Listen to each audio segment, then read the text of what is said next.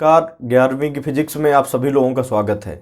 देखिए भाई, पिछली क्लास में ये न्यूमेरिकल की चल रही है, बढ़िया न्यूमेरिकल इसमें मिल रहे हैं। आप थोड़ा सा दिमाग लगाइए, ध्यान लगाइए, बात समझ रहे हैं ना। इसमें कि न्यूमेरिकल थोड़ा सा सॉल्व भी कीजिए, कुछ अपने से भी थोड़ा सा कुछ करने की कोशिश कीजिए, बात समझ रहे हैं ना। तो यहां से देखिए, ये जो है बल न्यूटन की गति विषयक नियम में ये न्यूमेरिकल देखेंगे। अगला न्यूमेरिकल आपका इस सवाल में क्या है, देखिए, एक 400 किलोग्राम की लिफ्ट जो कि मजबूत तारों से लटकी है। सपोज दैट हमारे पास एक लिफ्ट है, बात समझ रहे हैं ना। यहां से आधार से ही तो लिफ्ट लटकी रहेगी। यहां से मान लीजिए हमारे पास ये लिफ्ट है, ये क्या है, ये लिफ्ट लटक रही है, बात समझ रहे हैं ना। देखिए ध्यान से समझेंगे भाई, यहां से हमारे पास कोई एक लिफ्ट है, तो थोड़ा सा और चित्र यहां से बनाया जाए तो इसको क्लियर तरीके से समझाया जा सकता है। तो यहां से हमारे पास देखिए ये लिफ्ट है और यहां से ये मजबूत तार हो गई, बात समझ रहे हैं ना। ये क्या है, हमारे पास मजबूत तार है। अब इसमें देखिए ध्यान से समझेंगे भाई, ये हमारे पास जो है तार लटकी है। अब इसमें जो है एक लिफ्ट लटका दीजिए, तो यहां से जो है लिफ्ट हो जाएगी हमारी।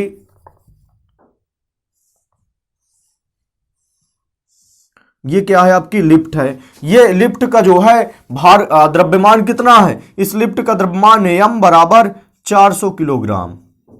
400 किलोग्राम, बात समझ रहे हैं ना। एक 400 किलोग्राम की लिफ्ट जो कि मजबूत तारों से लटकी है, बात समझ रहे हैं ना। मजबूत तारों से क्या हो रही है, लटक रही है। और कह रहा है कि लिफ्ट के तारों में तनाव ज्ञात कीजिए। लिफ्ट के तार में क्या करना है, हमें तनाव बल ज्ञात करना है। ज्ञात कीजिए जब, इसमें कंडीशन दिया है, पहले में भी तनाव ज्ञात करना है, दूसरे में भी तनाव, तीसरे में भी तनाव और चौथे में भी तनाव ज्ञात करना। लेकिन कंडीशन के अनुसार जब विराम में है तो तार में कितना तनाव होगा ये निकालना है। और जब 1 मीटर प्रति सेकंड की नियत वेग से लिफ्ट ऊपर जाए, बात समझ रहे हैं ना, तब तार में कितना तनाव होगा। और जब 2 मीटर प्रति सेकंड स्क्वायर के त्वरण से ऊपर जा रही है, तब लिफ्ट में तार में कितना तनाव होगा। और जब नीचे आ रही, इतने ही त्वरण से जो है लिफ्ट नीचे आ रही हो, तब त्वरण कितना होगा।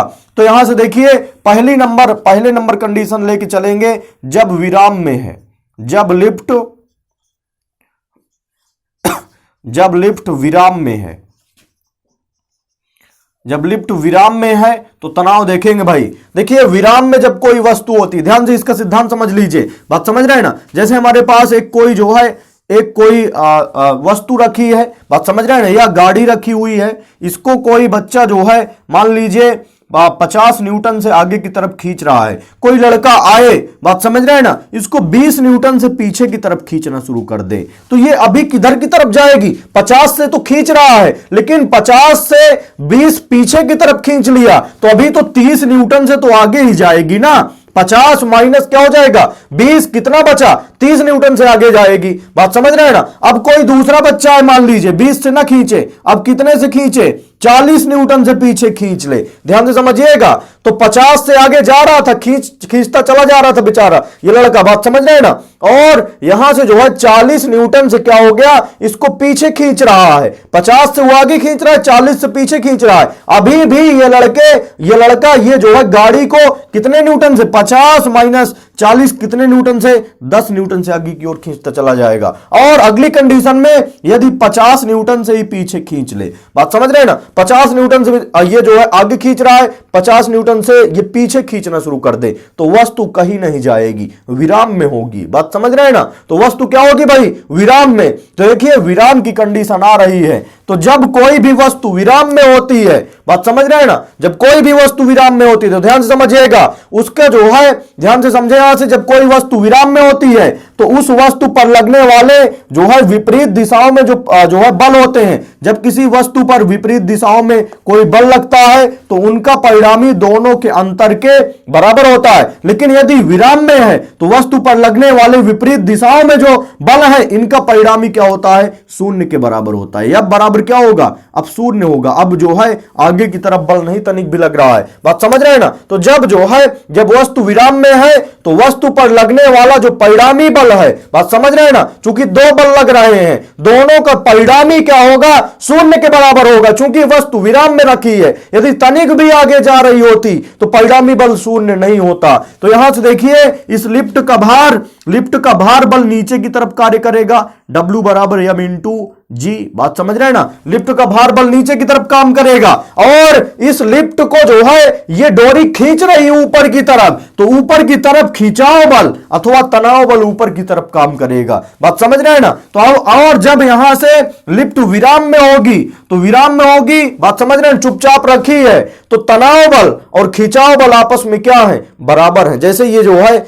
ये वस्तु है, यहां से इस वस्तु का भार नीचे की तरफ काम करेगा और वस्तु का खिंचाव बल T, जिस बल से हम खींच रहे हैं ऊपर की तरफ, खिंचा पकड़े हुए हैं, वो तनाव बल ऊपर की तरफ। यदि दोनों वस्तु का भार और तनाव बल इक्वल हैं, बात समझ रहे हैं, इक्वल हैं, तब वस्तु लटकी रहेगी। बात समझ रहे हैं ना। यह कह सकते हैं इन दोनों का खिंचाव बल और भार बल का जो परिणामी है ये शून्य के बराबर होना चाहिए। तो परिणामी बल F बराबर क्या होगा, शून्य के बराबर होगा। अब F निकाल दीजिए। देखिए जो है ध्यान से समझेंगे भाई, ये जो है F T माइनस क्या हो जाएगा, W, चूंकि बराबर यहां से जो है दोनों बल आपस में क्या है, बराबर है, तो चाहे आप T से W घटा दीजिए या W से T घटा दीजिए। चूंकि एक सिद्धांत बताए थे कि जब किसी वस्तु पर दो बल विपरीत दिशाओं में लग रहे हो, बात समझ रहे हैं ना, दो बल विपरीत दिशाओं में लग रहे हो, तो उन बलों का परिणामी दोनों के अंतर के बराबर होता है। चूंकि यहां से वस्तु विराम में है, तो ये दोनों बल बराबर मान के चल सकते हैं।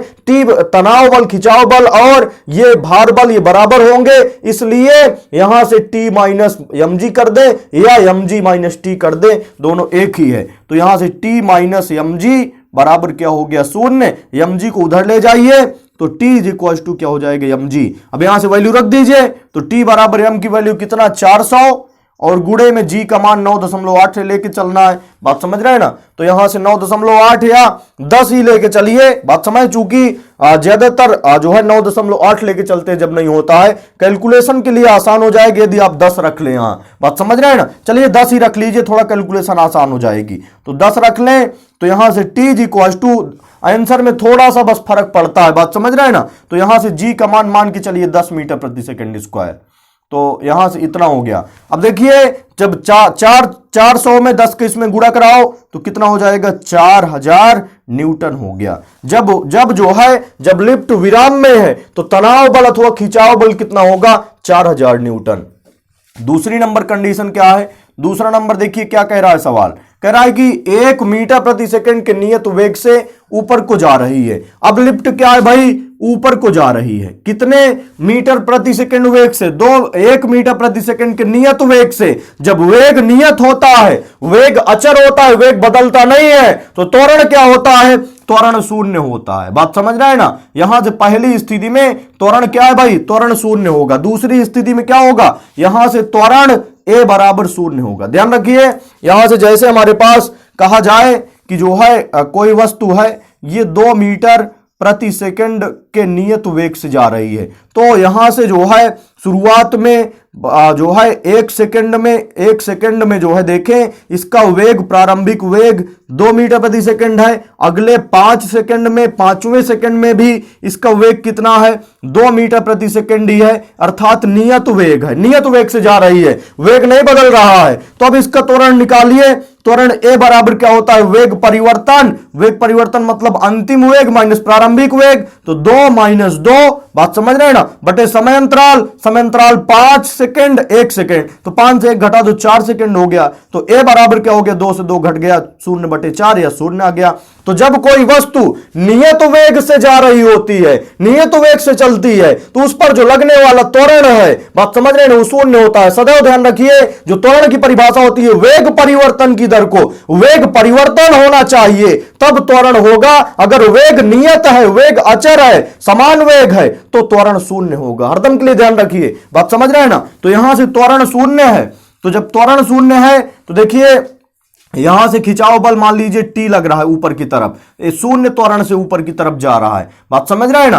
तो अब देखिए ध्यान से समझेंगे भाई, जब वस्तु ऊपर की तरफ जा रही है तो इस वस्तु पर 2 बल लग रहे हैं, एक तनाव बल ऊपर की तरफ, एक जो है भार बल नीचे की तरफ। चूंकि वस्तु ऊपर को जा रही है इसलिए तनाव बल ज्यादा मान के चल रहे हैं, बात समझ रहे हैं ना। तनाव बल क्या होगा, ज्यादा होगा, भार बल क्या होगा, कम होगा। तो यहां से जो है जब किसी वस्तु पर 2 विपरीत दिशाओं में बल लग रहे हो तो इन दोनों बलों का जो परिणामी होता है वो किसके बराबर होता है भाई? परिणामी किसके? दोनों के अंतर के बराबर होता है, अर्थात T माइनस क्या हो जाएगा? mg के बराबर होगा। दोनों के अंतर की क्या हो जाएगा? ये जो परिणामी बल है, इस वस्तु पर दो बल, एक तनाव बल और एक भार बल विपरीत दिशा में लग रहे हैं, तो इन दोनों का जो है, इन दोनों का जो परिणामी बल होगा वो दोनों के अंतर के बराबर होगा। तो यहां से F बराबर m इंटू ए होता है, ए का मान 0 बराबर T माइनस mg। बात समझ रहे हैं ना? तो शून्य का गुणा m के साथ कराएंगे तो 0 बराबर T माइनस क्या हो जाएगा? mg। तो यहां से mg को इधर ले जाइए, माइनस में है, तो यहां से देखिए ये माइनस में इधर आएगा तो प्लस में, तो mg बराबर क्या हो गया? T हो गया, या T इज इक्वल टू कह सकते हैं m की वैल्यू कितनी? 400, और गुणे में g का मान कितना है? 9.8 हो गया। 9.8 नहीं, g का मान 10 रखिए। बात समझ रहे हैं ना? तो g का मान क्या हो जाएगा? 10 हो गया। तो t इज इक्वल टू 400 में 10 का गुणा कराइए तो कितना हो जाएगा आपका? 4000 न्यूटन, उतना ही लगेगा। ये तो दूसरी कंडीशन हो गई। अब तीसरा नंबर लेके चलते हैं भाई। तीसरा नंबर ध्यान से समझिएगा, तीसरा नंबर सवाल क्या कह रहा है हमारे पास। तो देखिए तीसरा नंबर सवाल क्या कहता है, कह रहा है कि 2 मीटर प्रति सेकंड स्क्वायर के त्वरण से ऊपर जा रही है। अब त्वरण कितना है? अब त्वरण है हमारे पास 2 मीटर प्रति सेकंड स्क्वायर। बात समझ रहे हैं ना? तो मान लीजिए तनाव ऊपर की तरफ कितना लग रहा है? T लग रहा है। तो जब वस्तु ऊपर को जा रही है, बात समझ रहे हैं ना, तो तनाव बल ज्यादा होगा, खिंचाव बल ज्यादा होगा और भार बल कम होगा। यदि भार बल ज्यादा होता तो जो है वस्तु नीचे को चली जाती। बात समझ? जैसे सपोज दैट हम जो है 500 किलोग्राम का एक पिंड ले लें, पहले 10 किलोग्राम का पिंड लिए तो पकड़े आराम से, क्योंकि भार बल क्या है? कम है। बात समझ रहे हैं ना? और यदि यही 500 किलोग्राम का पिंड ले ले तो अब हम इसको जो है पकड़ नहीं पा रहे हैं, भार बल ज्यादा है, तो ये पिंड नीचे की तरफ जाने की कोशिश कर रहा है। तो यदि भार बल ज्यादा होता तो वस्तु नीचे को जा रही होती, तनाव बल ज्यादा है इसलिए वस्तु ऊपर को जा रही है। तो देखिए दो जो है, ध्यान से समझिएगा भाई, अब जो है वस्तु ऊपर को जा रही कितने त्वरण से? 2 मीटर प्रति सेकंड स्क्वायर के त्वरण से। उस समय तनाव बल, डोरी में तनाव बल या खिंचाव बल निकालना है। तो कैसे निकलेगा? ये इस वस्तु पर, इस लिफ्ट पर दो बल, एक तनाव बल, एक भार बल विपरीत दिशाओं में कार्य कर रहे हैं, तो इन दोनों का परिणामी दोनों के अंतर के बराबर होगा, अर्थात F बराबर क्या हो जाएगा? दोनों के अंतर के परिणामी बल जो F है वो दोनों के अंतर के बराबर होगा। अंतर किससे किसका होगा? ज्यादा से कम वाला घटा दिया जाएगा। ज्यादा आपका T है और कम आपका क्या है? माइनस mg है। बात समझ रहे हैं ना? अब वैल्यू रख देना है यहां से। F is equal to, F का मान देखिए, F बराबर न्यूटन के 2-3 नियम से F बराबर क्या होता है? m इंटू ए बराबर T माइनस mg। अब यहां से देखिए mg माइनस में है, इसको इधर ले आओ तो प्लस में हो जाएगा, तो m इंटू ए और प्लस क्या हो जाएगा? mg बराबर क्या हो जाएगा? क्या बचा? T बचा। तो T इज इक्वल टू, यहां से m कॉमन है तो कॉमन ले लो, यहां से क्या बचा? a प्लस m कॉमन हो गया तो यहां से क्या बचा? g बचा। वैल्यू रख दीजिए भाई। T is equal to, m की वैल्यू है, द्रव्यमान कितना है? 400 किलोग्राम, तो 400, और a की वैल्यू कितने त्वरण से ऊपर जा रहा है? 2, और प्लस g का मान 10 मान के चलिए तो 10 हो गया। अब यहां से देखिए 400 गुणे में क्या हो जाएगा? और 10 2 कितना हो जाएगा? आपका 12 हो गया। तो यहां से 12 चौक 48 हो गया। बात समझ रहे हैं ना? और 00 उसी प्रकार, तो T इज इक्वल टू कितने न्यूटन? 4800 न्यूटन। बात समझ रहे हैं ना? अब इसके बाद देखिए अगला नंबर जो सवाल है आपका, चौथा नंबर, ध्यान से समझिएगा भाई। चौथा नंबर देखिए सवाल क्या कह रहा है।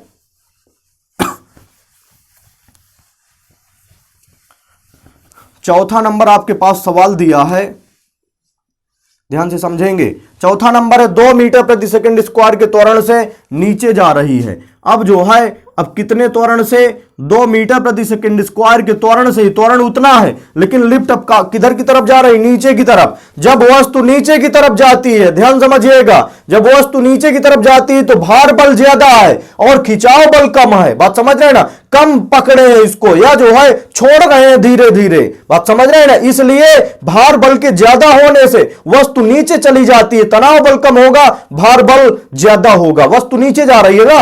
तो यहां से कहेंगे क्या भाई, इस वस्तु पर दो बल, भार बल और तनाव बल विपरीत दिशाओं में कार्य कर रहे हैं, इसलिए इन दोनों का जो परिणामी होगा, परिणामी F बराबर क्या होगा, जो है दोनों के अंतर के बराबर होता है। परिणामी बल F दोनों के अंतर के बराबर होगा, और अंतर किससे किसका जो होगा, ज्यादा से कम वाला अंतर कर दिया जाएगा। तो ज्यादा कौन सा बल होगा, भार बल ज्यादा होगा, अर्थात mg माइनस क्या हो जाएगा, t हो गया। बात समझ रहे हैं ना। अब यहां से देखिए t जो है, t किस में है भाई, t जो है माइनस में, इसको इधर ले आइए, f जो है प्लस में है, इसको उधर ले जाइए, या f की वैल्यू पहले रख दीजिए। f बराबर क्या होता है, न्यूटन के दो तीन नियम से, f बराबर m इंटू a बराबर क्या हो जाएगी, mg माइनस t माइनस में, इसको इधर ले आइए तो प्लस में हो गया, बराबर mg, और ये प्लस में है, बात समझ रहे हैं ना, इसको उधर ले जाइए तो माइनस ma हो गया। अब यहां से ध्यान से देखेंगे, t is equals to m common, तो g की g और माइनस यहां से भी m कॉमन हो गया तो a हो गया। तो t is equals to m का मान है कितना, 400, तो 400 रख दिया, और g का मान है आपके पास 10 मान के चल रहे हैं, तो 10 माइनस a का मान कितना है 2, तो यहां से 2 हो गया। तो 400 गुणे में क्या हो जाएगा, 10 से 2 घट गया तो 8 बचा। तो t इज इक्वल्स टू 8 चौको क्या हो जाएगा 3200 न्यूटन। बात समझ रहे हैं ना। तो देखिए जब वस्तु जो है, जब वस्तु ऊपर जा रही थी, जब वस्तु ऊपर जा रही थी तो हमारे पास तनाव बल ज्यादा था, जब वस्तु नीचे जा रही तो भार बल ज्यादा, तनाव बल कम। ये देखिए 3200 न्यूटन है, और वस्तु ऊपर जा रही थी तो 4800 न्यूटन है। तो इस टाइप के सवाल भाई परीक्षा में आते हैं, बात समझ रहे हैं ना। और ये जो है, ये एक महत्वपूर्ण सवाल कह सकते हैं। इससे समझ लीजिए कि मान लीजिए कंपटीशन में यदि ना भी आए तो इससे आपका कॉन्सेप्ट बहुत क्लियर होता है। फिजिक्स में यदि इस टाइप के सवाल आपने सॉल्व कर लिया, बात समझ रहे हैं ना, न्यूमेरिकल सॉल्व हो गया आपका, तो ये मान के चलिए कि आपका पूरी तरह से फिजिक्स से कॉन्सेप्ट क्लियर हो गया। क्योंकि जो है जो है ये समझ लीजिए, कहने का मतलब ये है कि अगर किसी भी लड़के का न्यूमेरिकल बन रहा है फिजिक्स में, बात समझ रहे हैं ना, न्यूमेरिकल बन गया, न्यूमेरिकल उससे बनता है, तो ये समझ के चलिए कि उसका थ्योरी डेरिवेशन पूरी तरह से कंप्लीट, फिजिक्स पूरी अच्छे से बनती है उसको। और जिसका न्यूमेरिकल अधूरा रह गया, बात समझ रहे हैं ना, बार बार समझा रहे हैं, जिसका न्यूमेरिकल अधूरा रह गया तो उससे उसकी फिजिक्स कमजोर मान के चलिए। क्योंकि न्यूमेरिकल नहीं बन रहा तो थ्योरी डेरिवेशन बनेगा ही नहीं। बात समझ रहे हैं ना। थ्योरी डेरिवेशन कंप्लीट जब होगा, जब आपका जो है न्यूमेरिकल बनेगा, या न्यूमेरिकल बढ़िया बन रहा है तो थ्योरी डेरिवेशन कंप्लीट ही रहेगा। तो अब इसमें देखिए जो है कुछ एक दो सवाल और कराएंगे, एक ज्यादा से ज्यादा एक दो वीडियो और देंगे, इसमें कि एक वीडियो और देंगे न्यूमेरिकल्स की, बात समझ रहे हैं ना। इसके बाद जो है अगले चैप्टर पर चलेंगे, चूंकि इस चैप्टर में काफी न्यूमेरिकल हो चुके हैं, बात समझ रहे हैं ना। और अगला चैप्टर आपका जो है वृत्तीय गति से है या अथवा घर्षण है, तो इसमें जो है महत्वपूर्ण चैप्टर्स रखा हुआ है।